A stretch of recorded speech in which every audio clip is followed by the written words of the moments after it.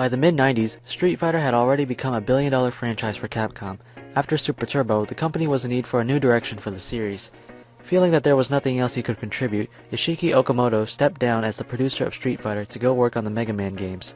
He was replaced by Noritaka Funamizu. Around this time, an animated film of Street Fighter II was released and praised among fans for its realistic action sequences. The film's art style and plot points would go a long way in influencing the direction of the next Street Fighter game.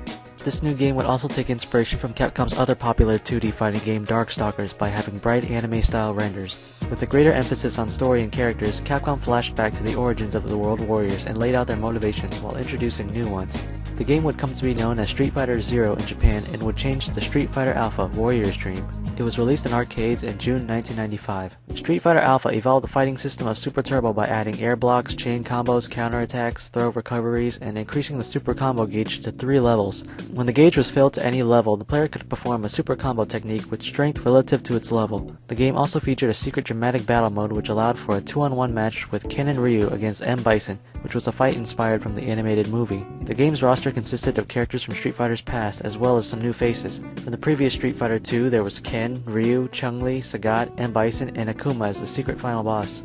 From the original Street Fighter, Birdie and Adon were brought back into the fray. And from the classic spin-off Final Fight, Guy and Saddam were reintroduced as well. New to the cast was Rose, a female fortune teller, and Charlie, known as Nash in Japan, Guile's former friend who shares the same techniques as him. The other new additions to the roster was the mysterious character Dan Hibiki. While typically appearing arrogant and overconfident, he's normally considered a weak character.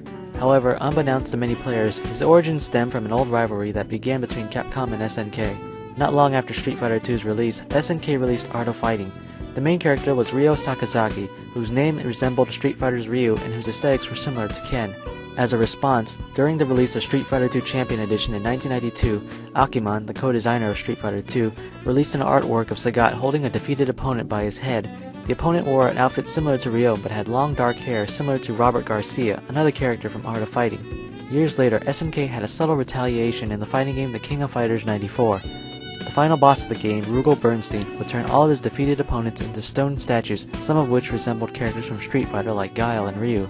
This led to Capcom's next response of introducing Dan in Street Fighter Alpha. While his moves are similar to Ryu and Ken, there are subtle differences that make him similar to the characters in Art of Fighting, such as the way he launches a fireball or can taunt infinitely.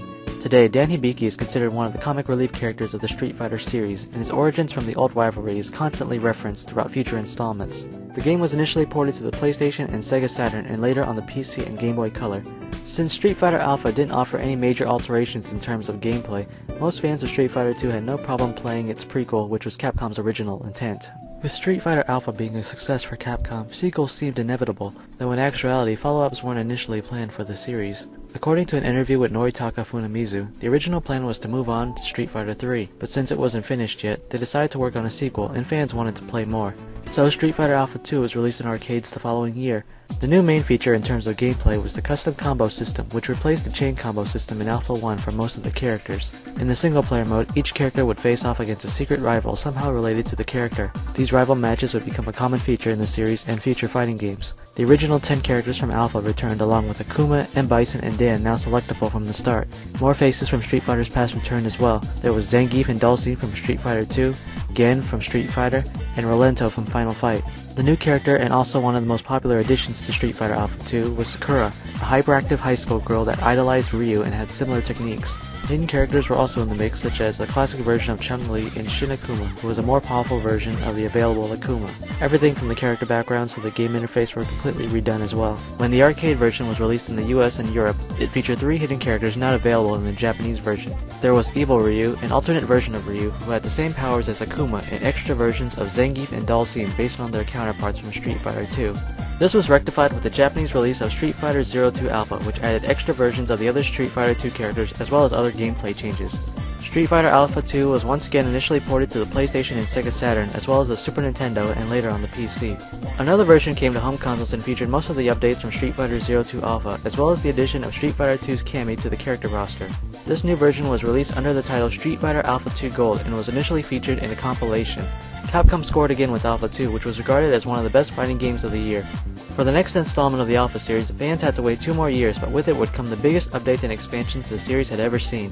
Yoshiki Okamoto returned as the producer of the project alongside Noritaka Funamizu.